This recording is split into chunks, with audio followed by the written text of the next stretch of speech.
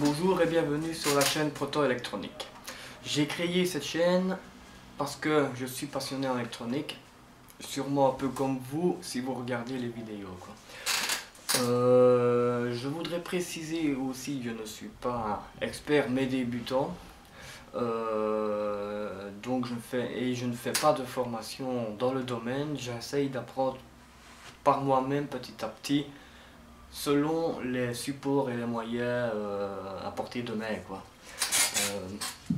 Et donc, par le biais de vidéos, je vous montrerai, selon mon niveau d'apprentissage, des expérimentations, prototypage électronique. Donc, j'ai commencé il y a un petit temps à faire ce qu'on appelle une alimentation 5 volts, courant continu, alimenté par le secteur 220-230 volts courant alternatif. Cette alimentation, pourquoi? Tout d'abord, en tant que débutant, on ne va pas commencer à se lancer vraiment dans des projets tels professionnels.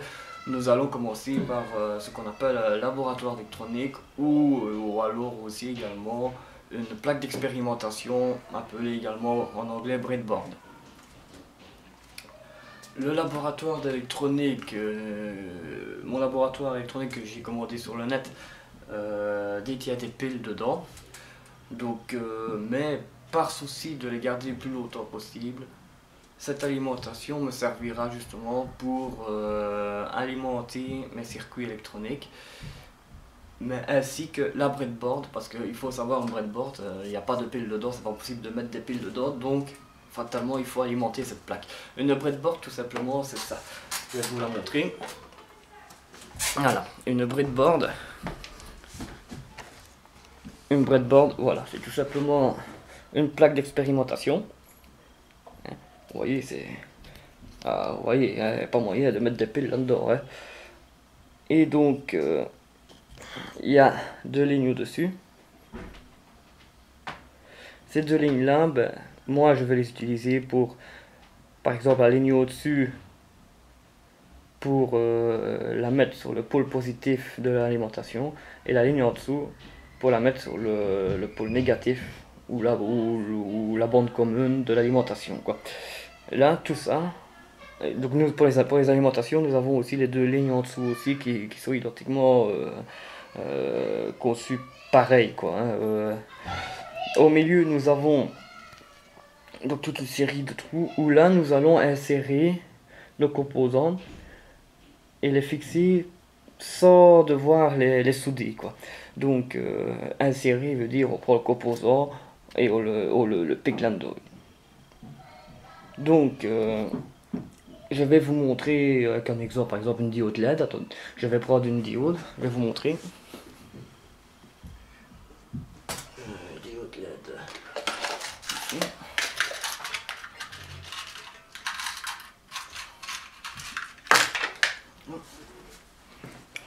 Donc voilà. Nous allons prendre simplement la diode et la mettre dans les petits trous là. Simplement. Des fois il faut un peu forcer, voilà, tout simplement.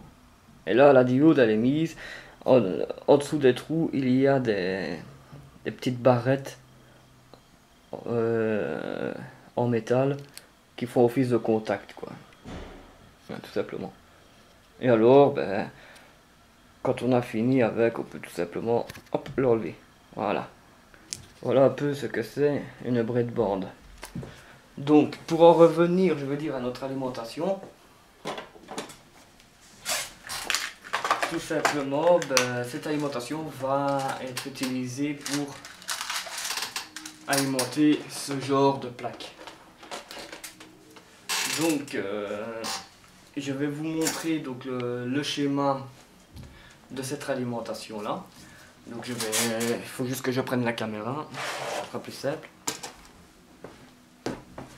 Attendez, excusez-moi, voilà. Donc, cette alimentation, voici le schéma. Donc, nous avons là le secteur, hein, Donc la prise se trouvant sur votre mur, qui est elle alimentée en 230 volts en courant alternatif. De là, nous avons un interrupteur pour alimenter, pour mettre en service le circuit. De cet interrupteur là, le courant va passer par un transformateur, à l'occurrence ici un transfo 230 volts 9 volts. À la sortie de ce transformateur là, le courant n'est toujours pas redressé en courant continu, il est toujours en alternatif. Donc pour le redresser en courant continu, nous allons utiliser ce qu'on appelle un pont de diodes, qui sont des diodes AN4007. Donc en passant là-dedans, le courant il s'est passé par là, comme ça, mais là il ne s'est pas passé. Là les diodes sont mises dans un sens bloquant. Donc en sortant de là, donc fatalement elles vont passer par là. Et en sortant de ce pont de diode, le courant est alors redressé en courant continu, il n'est plus alternatif. De ce pont, mais il est toujours en 9 volts. Hein. Là, il est en 9 volts. Donc, de ce pont de diode, on va passer par un condensateur de 2200 microfarad. Dites-moi si je me trompe, mais je pense que ce condensateur-là, lui, va servir de filtre et servira à lisser un peu plus notre courant continu qui sort de notre pont de diode. Hein? Donc, le courant sera lissé comme ça. Il ne sera plus comme ça en alternatif, qui est une sinusoïde. Il sera lissé. On n'aura que du 0 et que du 9, du 5, du 9 volts, enfin selon la tension de sortie de notre transformateur. Donc à l'occurrence ici, ça sera du 9 volts. Maintenant, là, nous avons du 9 volts. Moi, je veux en sortie d'alim du 5 volts. Donc pour ce faire, je vais devoir utiliser ce qu'on appelle un régulateur de tension, qui va justement servir à réguler, et de 9 volts allons me sortir alors du 5 volts. Ce régulateur, donc à la bande d'entrée, nous allons mettre le pôle positif de 9 volts de la lime. Parce qu'il faut savoir, là, on a, si je ne me trompe pas, là nous avons le pôle positif, et là nous avons le pôle négatif. Donc le pôle positif va rentrer en 9 volts, va rentrer dans la borne d'entrée de notre régulateur. La borne grande GND, elle va être accordée à la masse, donc au négatif. Et en sortie, alors, nous aurons nos 5 volts. Ce régulateur est un LM7805. Donc en sortie, comme je me répète, c'est du 5 volts. Nous avons un condensateur ici de 22 microfarad. Je ne sais pas trop à quoi il sert, donc si vous savez m'éclairer par le biais des commentaires de la vidéo, ce serait super chouette de votre part. De là, nous avons une résistance de 220 ohms, 1,5 watt, qui elle va servir à protéger une diode LED, qui elle-même sert de voyant d'allumage de notre montage, quoi. Et alors en sortie, nous avons tout simplement du 5 volts, et là du 0 volt négatif, 5 volts positif. Alors, je vais vous montrer maintenant donc notre alimentation. 5 volts courant continu alimenté en 230 volts courant alternatif. Donc nous avons un interrupteur, la LED voyant pour dire que l'alimentation est allumée, et les deux bornes de sortie. Donc une bande noire qui est la bande commune ou la masse ou le pôle négatif de l'alimentation, qui est de 0 volts fatalement. Et alors nous avons une borne rouge qui elle est le pôle positif de l'alimentation, qui est de 5 volts. Donc je vais vous montrer. Donc l'alimentation est branchée là sur le secteur. Je vais vous l'allumer, comme ça vous voyez. Là vous voyez une LED verte qui témoigne du fonctionnement de notre alimentation. Donc je vais montrer la tension de sortie. Donc tout simplement je vais mettre mon multimètre sur 20 volts courant continu.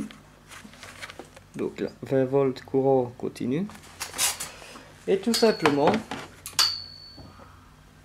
je vais mettre les bandes de mesure dans les bandes de sortie de la lime.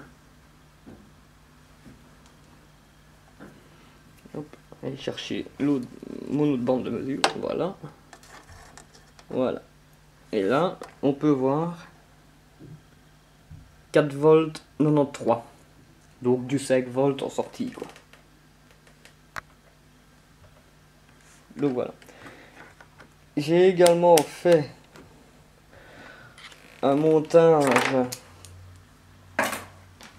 ici sur mon labo d'électronique. Donc tout simplement, je vais venir l'alimenter. Au lieu d'utiliser les piles ici,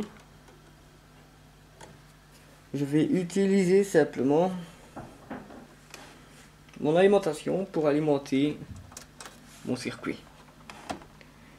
Donc j'aurais dû mettre des fils plus longs, désolé. Donc je branche mes fils dedans. Voilà.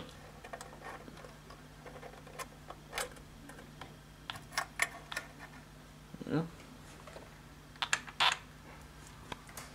Et donc on peut voir que on voit bien que rien n'est alimenté par des piles. On peut voir que tout simplement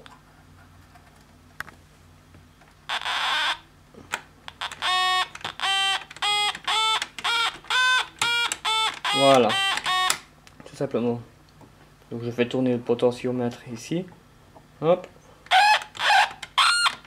voilà.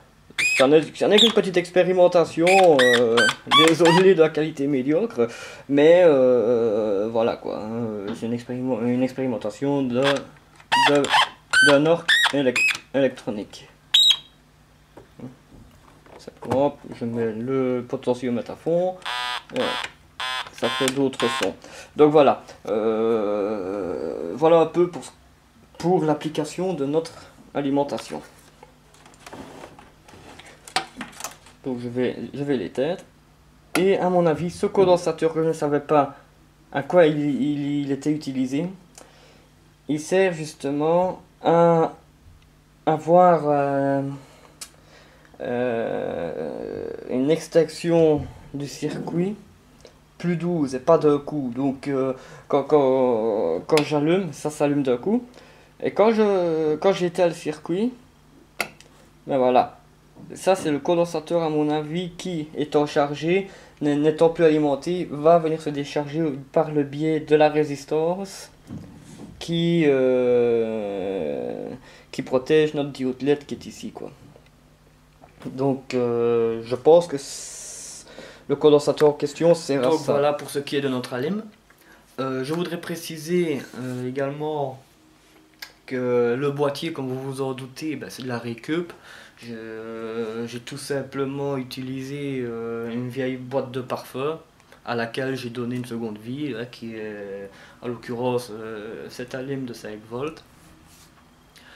Et donc voilà, pour ce qui est de l'intérieur, du montage à l'interne, j'ai fait des photos que j'ai mis sous forme de diaporama en vidéo qui est posté sur la chaîne Proto Électronique. Pour les futurs, je tâcherai de faire pareil, hein, donc les diaporamas, photos et tout ça, et vidéos montrant toutes les photos du montage et tout ça. Je tâcherai de faire ça à chaque prototype, expérimentation, montage, etc. en électronique, et pour vous montrer, et en même temps montrer à chaque fois le schéma. Comme ça, si vous voulez le réaliser vous-même, ben voilà, vous aurez le schéma, vous mettez simplement la vidéo sur pause, vous avez le schéma à l'écran et ce sera facile quoi. Donc voilà. Et ben sur ce, ben moi je vais vous souhaiter une bonne journée et ça sera la prochaine. Voilà. Bye bye.